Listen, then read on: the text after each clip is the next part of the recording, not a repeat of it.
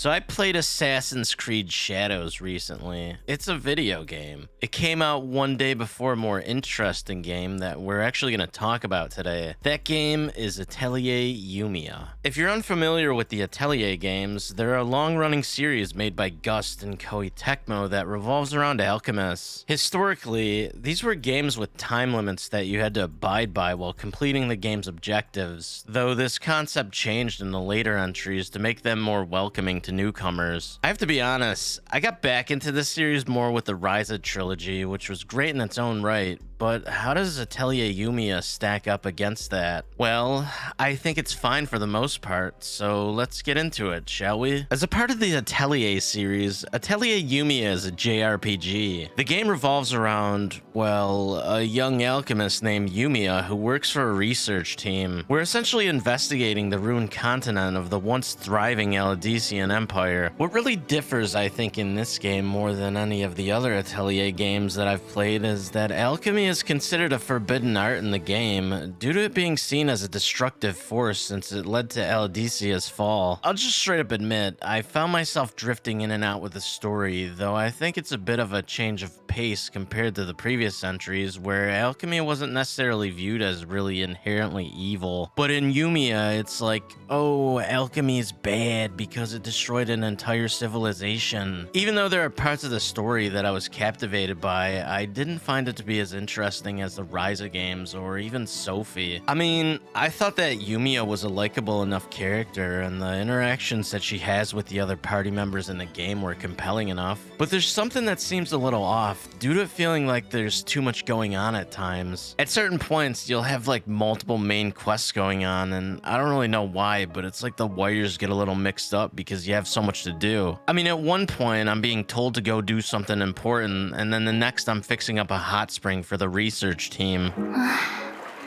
罠のコーナーです。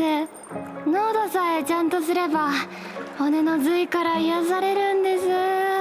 It's weirdly distracting and feels all over the place, but at the same time, I don't think anyone could really rip into the game's story or side quests too much, though I do admit I found it to be tiring that the game is filled with repeatable side quests. The thing about these is they tend to get relatively annoying after you see the same ones over and over again. They're pretty boring. The only reason you're really doing them is to get skill points so that you can unlock stuff from your skill trees. These are basically things like being able to increase the quality of gathered items, crafts, and more XP from enemies. I don't mind the skill tree at all, but I'm not necessarily a fan of something like the repeating quests. They just seem like extra time padding in a game that starts to feel a tad bit bloated after a while as it is. What do I mean by that? Well, if something like Ryza 3 was the balance of a normal open world adventure, then Yumia is beyond the acceptable tipping point in a lot of ways. Outside of gathering stuff for crafting, the game is essentially an Ubisoft-ified collectathon with loads of monotonous content scattered around the map. Go here, shoot thing. Go there, solve puzzle. I think that if there's any merit to any of this, it's that this kind of stuff tends to be pretty quick and easy to do. It's not like you're going to be traveling on some grand scale to get from point A to point B or anything like that. A lot of the time it's just boom, boom, boom.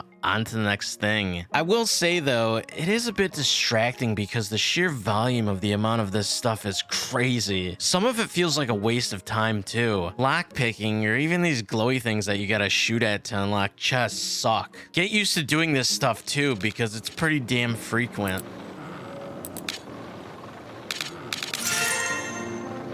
I don't want to sound negative about Atelier Yumia. I did really enjoy the game in the 70-ish hours that I spent playing it, but oh my god. There was really something off about the game itself. It was really hard to not break out of that completionist mentality no matter how much I tried. Going around trying to complete every quest and make sure to fully pioneer every location felt like a chore after the third area. And when you add in things like the necessity to grind out stuff like the particles, it can feel repetitive rather quickly. What I mean by this is that in the previous games, you'd mostly unlock new recipes by just crafting and collecting materials. In Atelier Yumia, you'll unlock recipes by picking up stuff and whatnot, but you also need to unlock them by using these stupid particles. Let me just straight up tell you that grinding them out isn't really hard or anything, but man is it boring. You just end up traveling between multiple spots, going back and forth, picking them up until they stop showing up, and then reload your save to get them to respawn. It's such a huge waste of time, and honestly became one of the reasons why I started to get tired of the game towards the end, due to the excessive grinding. Well, this isn't really anything too bad in the grand scheme of things. It isn't the only thing that can feel tiresome either. Late game crafting is just unbelievable. It can feel like you're spending 10 minutes making one item if you want to craft something top notch, but I will add that when you finally make a full set of really beast stuff for all of your party members, you do feel like an absolute monster, even during the final areas of the game where everything is a lot tougher.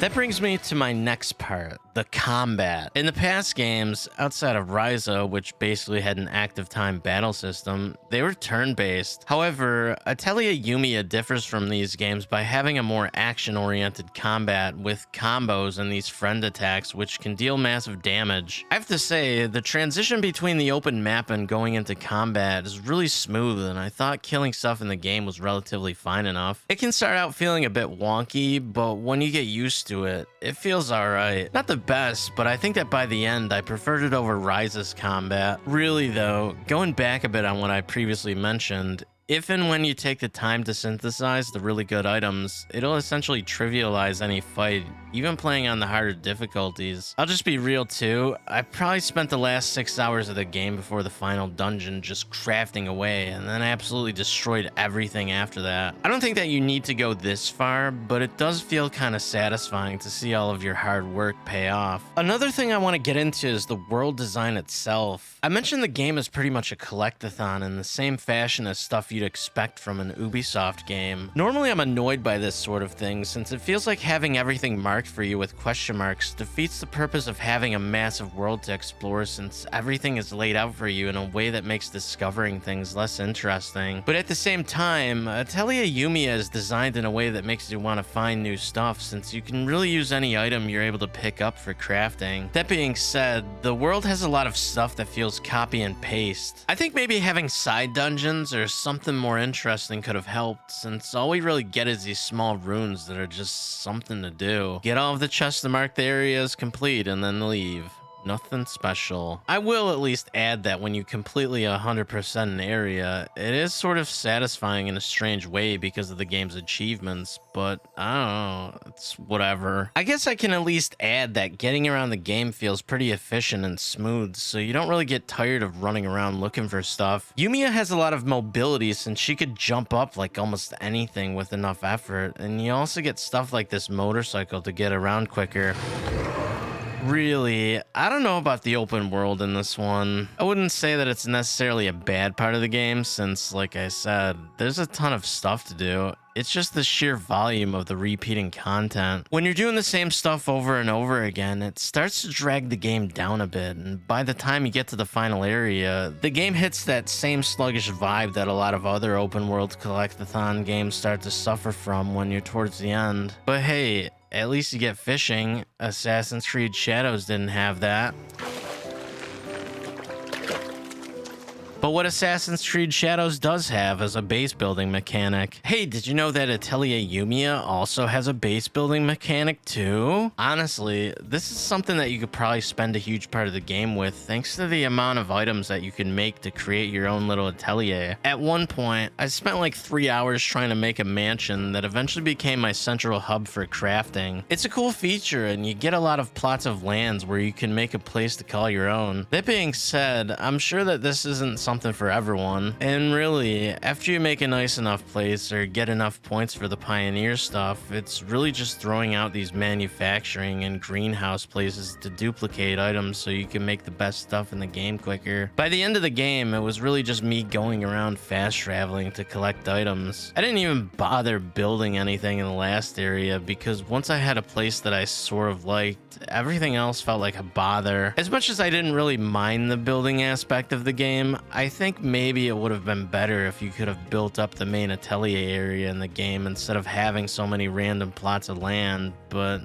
I think that how they did it at least gives you the option of finding and settling in a place that you like. I mean, that's something else too. There's a lot of places in the game that are visually appealing. You have lots of forests and places with nice vivid colors and stunning landscapes with a very chill soundtrack to go along with it. I think that this was something that I was mildly worried about when I was reading comments about the game, since I saw other people say that the game was not looking that great. I don't know what to say about this one, man. I thought everything looked nice. It's not hyper realistic or anything like that, and maybe it's a bit of a personal preference, but I would rather look at Yumia over Naue from Assassin's Creed Shadows. Just saying. But there's something that I found to be appealing about the game's art style. Maybe it's because I've been playing so many games that have been downright ugly and grotesque or something that I was actually enthralled by the game's visuals. And yeah, Yumia helps too, but in all honesty, I thought that Atelier Yumia looked pretty nice. And while I feel that most of the game is enjoyable, it does have some issues. I can't speak for console players, but I can tell you that on Steam, the game does suffer from things like slowdowns and even crashes. This mainly happened while I was doing stuff like gathering particles when I had to fast travel back and forth. You could just kind of tell when it's about to happen too, because the game would slow down with its frame rate taking a huge dip before sending you back to your desktop. Like I said, I played the game for around 70 hours and I saw it happen maybe 4 times total, so it's not really too bad, though it is something always worth mentioning. So in closing, Atelier Yumia is a better game than Assassin's Creed Shadows. But in all seriousness, that's everything I had to say about the game. Overall, I liked it. It's a fun enough game, though I guess maybe I wish there was more variety in the open world content. I'm interested in seeing where Gus takes this series and if they'll try to evolve and improve on it in the same way as the Ryza games, where it felt like they got better with each release.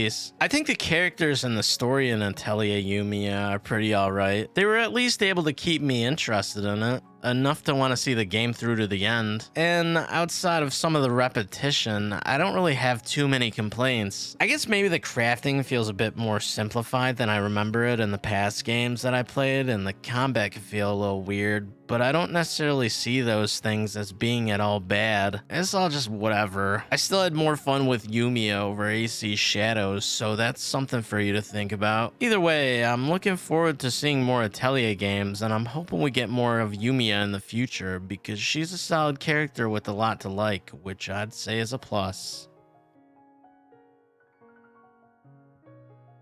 Thank y'all for watching. Another different one here, but I hope you enjoyed my thoughts on Atelier Yumia. If you liked the video, please consider liking and subscribing. Also, I'm curious if you've played the game too. Leave a comment below and tell me what you think about the game and I'll check it out. If not, I'll see you next time with more soon enough, so stay tuned. Until next time, peace out.